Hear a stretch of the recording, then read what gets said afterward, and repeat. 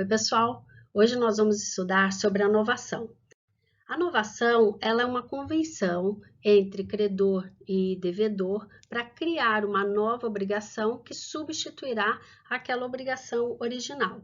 Portanto, nós vamos ter a extinção da obrigação original, com a sua substituição por uma nova obrigação. Então, nós não vamos manter, as características da obrigação original. Será criada uma nova obrigação, com novos elementos, novas condições. Então, aquela obrigação antiga será extinta, o devedor ficará exonerado em relação àquela obrigação. Então, para nós termos a novação, serão necessários preencher os seguintes requisitos. A existência de uma obrigação pendente, então eu tenho que ter uma obrigação ainda pendente, que ainda não tenha sido cumprida. A intenção deliberada de inovar, então essa convenção ela pode ser expressa ou tácita, mas neste acordo eu tenho que ter a intenção de inovar, a intenção de criar uma nova obrigação e não somente de alterar, modificar aquela obrigação pendente. Então, há aqui a necessidade de existir, naquela convenção, a intenção de inovar. A intenção de inovar deve ser inequívoca, para nós termos a inovação, porque se nós não tivermos a intenção de inovar, nós vamos ter aí mera renegociação da obrigação anterior. Então, nós temos que ter aí a criação de uma nova obrigação. Então, esses são os elementos que caracterizam a novação e diferenciam a novação de outros institutos que nós já estudamos. O efeito da novação é extintivo, mas não satisfativo. Por quê?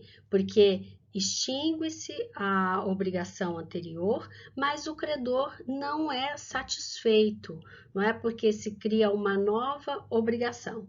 Então, há a extinção, mas não há satisfação da prestação em favor do credor. Extingue-se os acessórios e as garantias. Todos os acessórios e garantias daquela obrigação anterior serão extintos juntos com ela, a não ser que as partes estabeleçam algo diferente nesse sentido, para manter garantias ou acessórios. Mas, em regra, extinguindo-se a obrigação original, extingue-se também os seus acessórios e as suas garantias. As garantias de terceiros também são extintas. Então, a forma, como eu disse, a novação ela pode ser expressa ou tácita. Eu não tenho uma forma específica para a novação, mas naquela declaração de vontade, naquela convenção das partes, eu tenho que ter a intenção inequívoca de inovar, de criar uma nova obrigação. Nós temos também algumas situações em que a novação ela deve ser feita da mesma forma que o contrato original. Então, se eu tenho um contrato escrito, a novação deve ser feita por um contrato escrito. Se o contrato original ele requerer uma forma específica, a novação também será dessa forma. Mas, em regra, a lei não exige uma forma específica para que seja feita a novação. Então, o artigo 361, ele diz, não havendo ânimo de inovar, ou seja, vontade de inovar, expresso ou tácito, mas inequívoco, a segunda obrigação confirma simplesmente a primeira. Então, aquele acordo, aquela convenção que não demonstra de forma inequívoca a intenção de inovar, ela vai estar simplesmente confirmando aquela obrigação anterior. Ela não vai ter este efeito de extinguir a relação à obrigação anterior para criar uma nova. Ela simplesmente vai confirmar aquela relação jurídica estabelecida anteriormente. Em relação às espécies de novação, nós temos a novação objetiva, a novação subjetiva passiva e a novação subjetiva ativa. Então, elas estão relacionadas no artigo 360. Então, o artigo 360 diz no inciso 1º, quando o devedor contrai com o credor nova dívida para extinguir e substituir a anterior, dá-se a novação. Então, é a novação objetiva, quando eu tenho a substituição de uma obrigação por outra e mantém-se o polo ativo e passivo, né, da relação jurídica. Então, mantém-se o devedor originário, o credor originário, e nós temos aí uma nova obrigação criada por eles, é uma novação objetiva. Nós mantemos, né, os sujeitos da relação inalterado. O inciso 2º, dá-se novação quando o novo devedor sucede ao antigo, ficando este quite com o credor. Então, além de criar uma nova obrigação, eu tenho aí a substituição do devedor.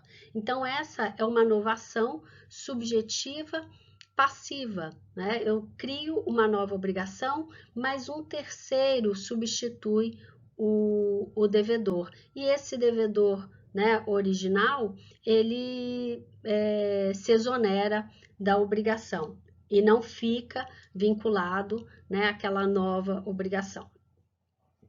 E o inciso 3º, quando, em virtude da obrigação nova, outro credor é substituído ao antigo, ficando, né, o devedor quite com este.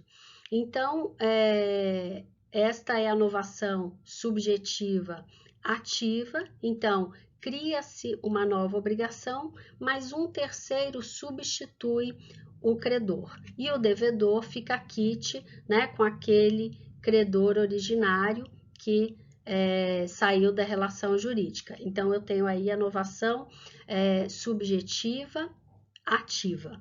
Então, em todas elas, notem que em todas elas haverá a criação de uma nova obrigação, né? Mas no inciso 2 eu tenho aí a substituição do devedor, né? Além da criação de uma obrigação nova, e no inciso 3º eu tenho a substituição do credor. Então, eu trouxe para vocês nos slides alguns acórdãos de julgamentos, aqui no caso do STJ, dizendo, aqui fala sobre a prova, né, da novação. Então, aqui diz o seguinte: no mérito, tem-se pela inexistência de prova a respeito da alegada novação, não se tendo juntado aos autos qualquer contrato ou acordo firmado entre locatários e o locador relativo aos meses de inadimplência relacionados na inicial do feito. O contrato inicialmente formulado é documental, não se admitindo eventual aditamento ou novação de dívida em forma diferente daquela inicialmente eleita pelos contratantes. Então, aqui o tribunal entendeu que, como o contrato de locação era um contrato escrito, a novação também teria que se dar da mesma forma. E, neste caso, nos autos, não ficou comprovado, né, que houve uma novação.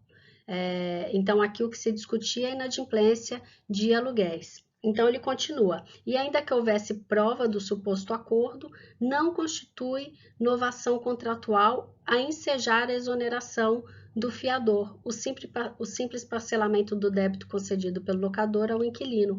Então, aqui, na verdade, houve uma renegociação da dívida, um parcelamento da dívida, e aí, neste caso, houve apenas uma liberalidade aí do credor em parcelar essa dívida, fato este que não exonera o fiador. Agora, vejam, se fosse feita uma novação, né, um contrato criando uma nova obrigação, extinguindo aquela anterior, extinguindo aquele débito anterior, aí sim o fiador seria exonerado da obrigação, mas neste caso não. Por quê? Porque não foi apresentado prova nos autos dessa alegada novação. Então, o que se teve, na verdade, foi um parcelamento, o que só vem a confirmar a existência da obrigação original. Aqui tem outro acórdão, esse do TJ de São Paulo, né, dizendo que a alegada novação a comprometer a exigibilidade da obrigação representada no título executivo, novação, contudo, não operada. Partes celebraram rescalonamento de dívidas sem intenção de inovar. Então, vejam, há muitos casos no judiciário, né, onde há, na verdade, uma renegociação de dívida e as partes acabam alegando a existência de novação, mas não preenche o requisito da novação, que é a verdadeira intenção de inovar, de criar uma nova obrigação. Então, a novação ela não se confunde com uma mera renegociação da dívida. Então, continua aqui, previsão expressa de que o inadimplemento das obrigações renegociadas conduziria à exigibilidade das dívidas originais. Então, só por haver essa previsão, né, de retorno à dívida original, isso já demonstra que não havia intenção de inovar, porque eu não posso retornar aquilo que foi extinto. Então, se eu tenho uma cláusula dizendo que o não cumprimento, né, daquela renegociação vai fazer voltar a dívida original, isso quer dizer que não houve inovação, que houve, na verdade, uma renegociação de dívida. Bom, a novação com um dos devedores solidários, nós já estudamos as obrigações solidárias, né? Quando mais de um devedor responde a dívida como um todo. Então, neste caso, quando há novação com um dos devedores, eu terei a exoneração dos demais. Por quê? Porque extingue-se aquela obrigação original e cria-se uma nova que só vai dizer respeito àquele devedor com quem o credor fez este acordo. Então, vai exonerar os demais. A exoneração está prevista no artigo 365. Operada a novação entre o credor e um dos devedores solidários, somente sobre os bens do que contrair a nova obrigação, ou seja, somente os bens do devedor que fez a novação, subsistem as preferências, né, as preferências e garantias do crédito novado. Portanto, só vai substituir, né, as garantias em relação àquele devedor que fez a novação. Os outros devedores solidários ficam por esse fato exonerados. Também teremos a exoneração do fiador, que está expressamente prevista no artigo 366. Aqui tem outro acórdão do Tribunal de Justiça de São Paulo, dizendo o seguinte, que não pode haver revisão de negócios, né, que foram objeto de instrumento particular de transação e outras avanças e do contrato de inovação, ânimo de inovar inequívoco com a substituição de diversas dívidas por outra. Dívidas originárias que desapareceram, obrigações anteriores que eram existentes e válidas, constituição de novo direito de crédito com base na substância da precedente obrigação que ficou extinta.